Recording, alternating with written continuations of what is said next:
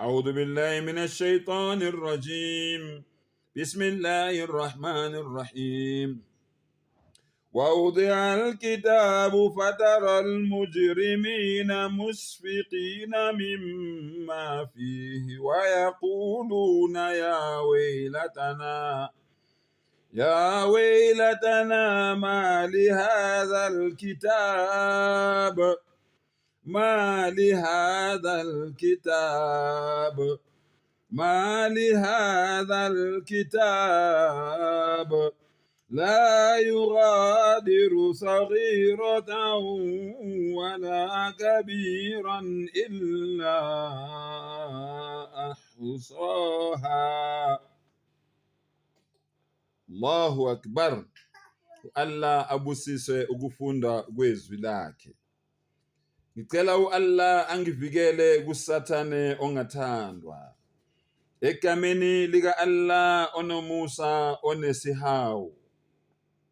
Bafowethu, Quran amazwi ka-Allah. Njengoba kungamazwi ka-Allah, u-Allah uthi kule Quran, le Quran ihlukene kabili.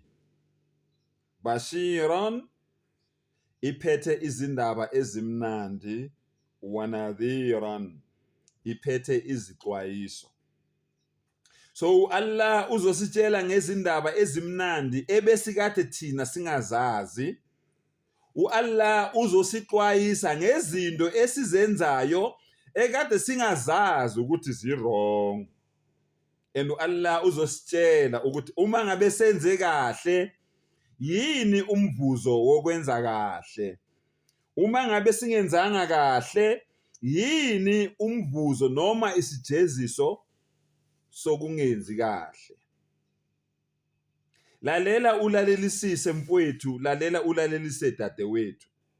Noma ungangizonda, kodwa lo mlayezo lo uzofika kuwe. Ngoba kusho u-Allah, akushongo mina. Ngitshela ngathi iQuran iphethe izindaba ezimnandi, iphethe izixwayiso. Awulaleleke ukuthi u-Allah uthini. Allah says, fa innama alayka al-balagh. Okwenu okumele nje nikwenze ukwenzani? Alayka al-balagh, ukuthumela umlayezo noma ukudlulisa umlayezo. Wa alayna al-hisab, ukuthi bayakholwa noma abakholwa, bayalalela noma balaleli, bayanithuka noma banithuki, banizingela noma banizingeli. Kusezandleni zami lokho, akudokwe ligayelwe nina. Nina okwenu ukudlulisa umlayezo. Lalelani, namhlanje ngiphethe umlayezo ophuma ku-Allah umdali wakho oyisixwayiso.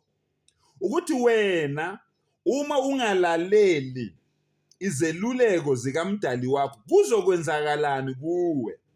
Uthi u-Allah ngelanga lokwahlulelwa, wawudhi'a al-kitab. Allahu akbar. Futhi incwadi iyobekwa, umuntu nomuntu uyonikezwa incwadi yakhe esandleni, ziyokwendlala izincwadi, imibhalo iyovulwa. Allahu akbar. Fataral mujrimina musfiqina mimma fihi. Niyobabona abanecala, imigulukudu, abantu abakade bengalaleli, amahlongandlebe besaba lokho okukuyo. Bayobe bekwesaba lokho abayobe bekubona embhalweni obhale encwadini yakhe ephethwe uye esandleni sakhe. Allahu akbar. Wayaquluna ya waylatana. Bazothi uma ngabe bebona lokho bese bekhala bethi, hey, okwami okwezandla ngaze ngazilaya. Allahu akbar. Mali hadha alkitab. Allahu akbar. Yincwadi enjani lena? Yincwadi enjani lena? Yincwadi enjani lena? Kuphindele kangaki? Kuphindele kathathu. Allahu akbar. Yini kuthiwa incwadi enjani lena? Allahu akbar.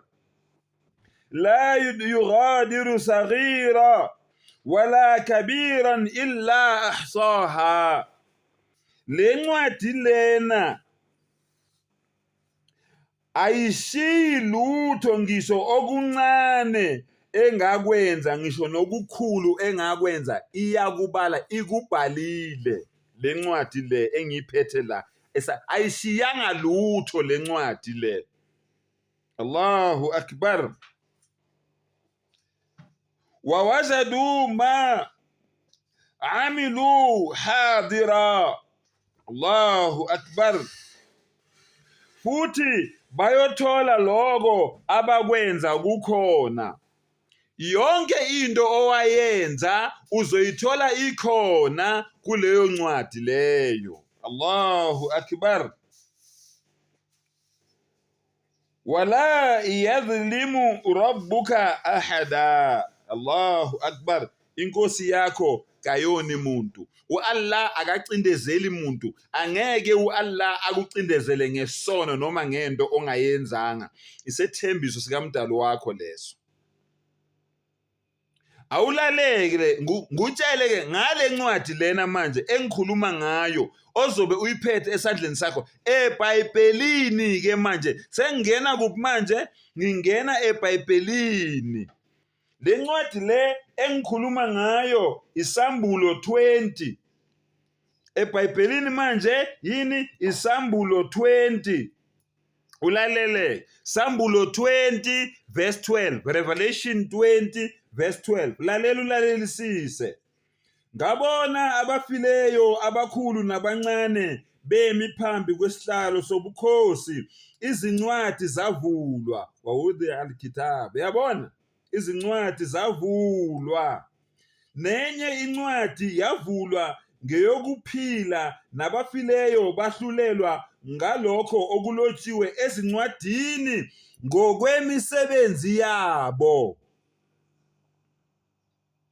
Nolwandle lwakhipha abafileyo ababekulo, nokufa neHadesi kwakhipha abafileyo ababekukho, bahlulelwa yilowo naloyo ngokwemisebenzi yakhe. Ukufa neHadesi kwaphoswa echibini lomlilo. Lokhu kungukufa kwesibili, ichibi lomlilo. 15. Uma ekhona ongafunyaniswanga elotshiwe encwadini yokuphila, waphoswa echibini lomlilo. Anguphindele. Uma ekhona ongafunyaniswanga elotshiwe encwadini yokuphila, waphoswa echibini lomlilo.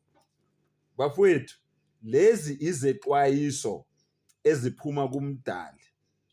Shilo ngathi iQur'an isilethela indaba ezimnandi izosixwayisa. Namhlanje bengikhuluma ngani ngesixwayiso.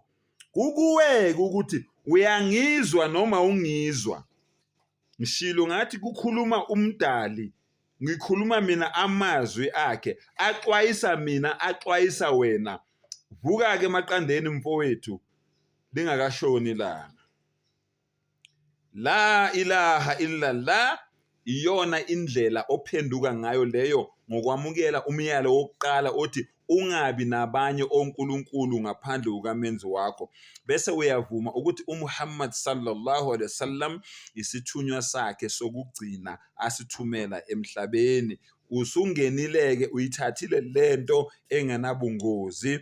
Waphuma ekufeni wangena ekuphileni, waphuma ebumnyameni wangena ukukhanyeni. Wa akhiru dawana anilhamdulillahi rabbil alamin.